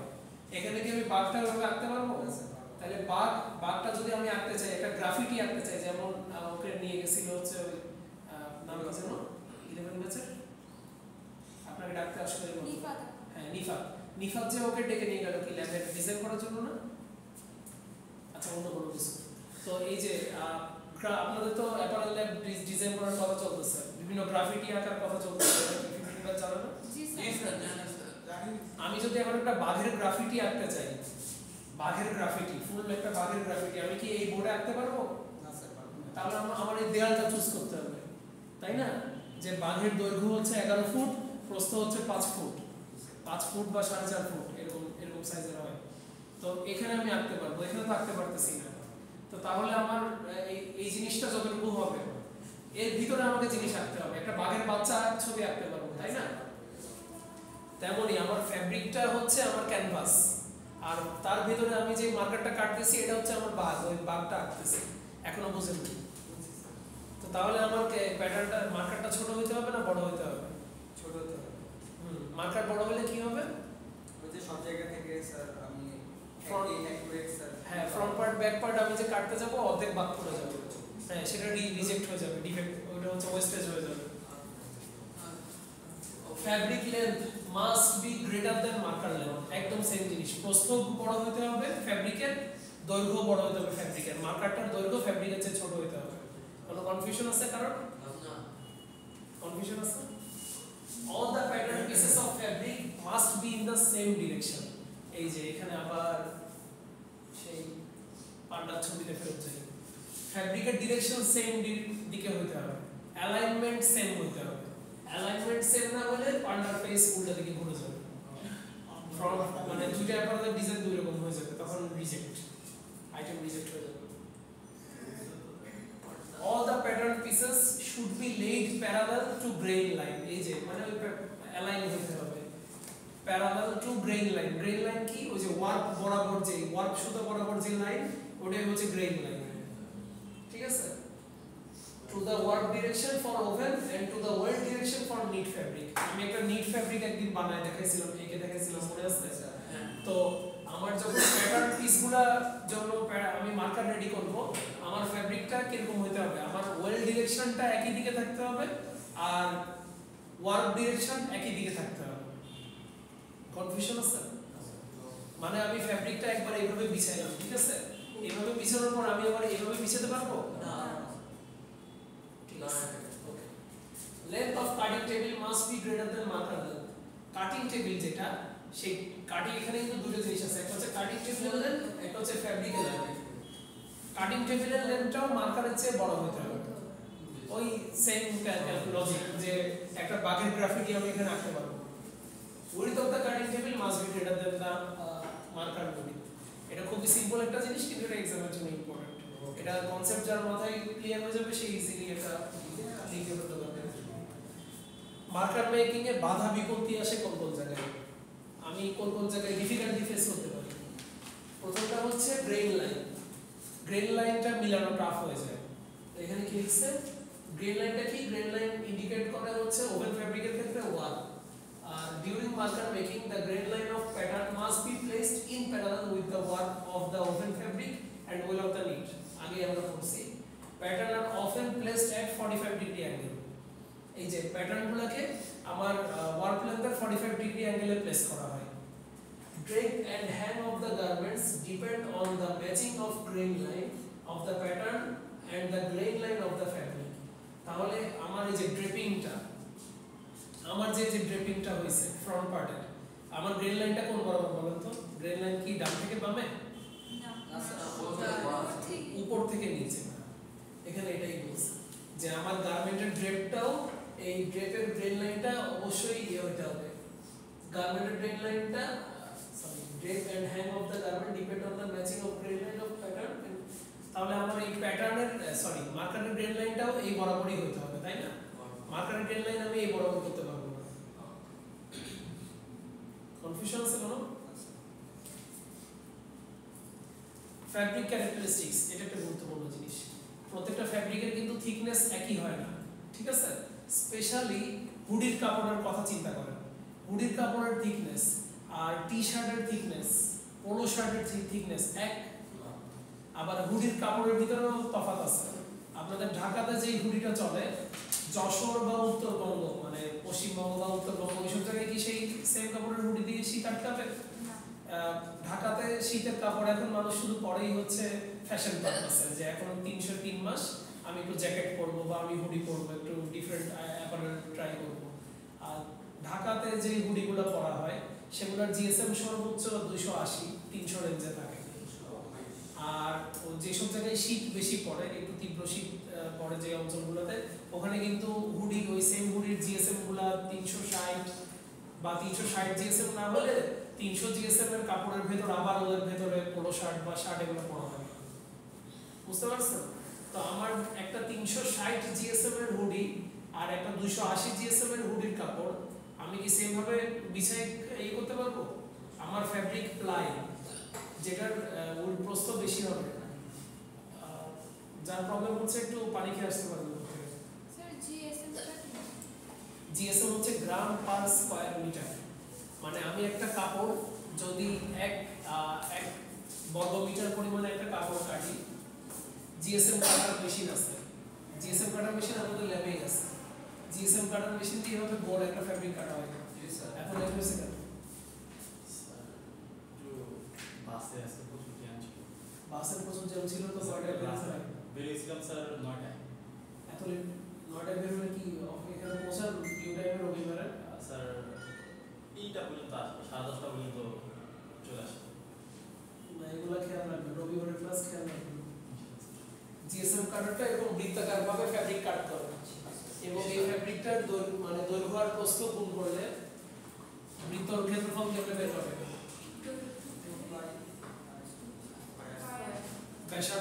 ব্যাসার্ধ বর্গ করে পাই দিয়ে গুণ করতে হয় তাই না তো ওই ফ্যাব্রিকটার ওজন যদি 160 গ্রাম হয় যে ফ্যাব্রিকটার ক্ষেত্রফল হচ্ছে 1 মিটার স্কয়ার সেটার ওজন যদি 160 গ্রাম হয় তাহলে এটার জিএসএম আমি কত বলতে পারতেছি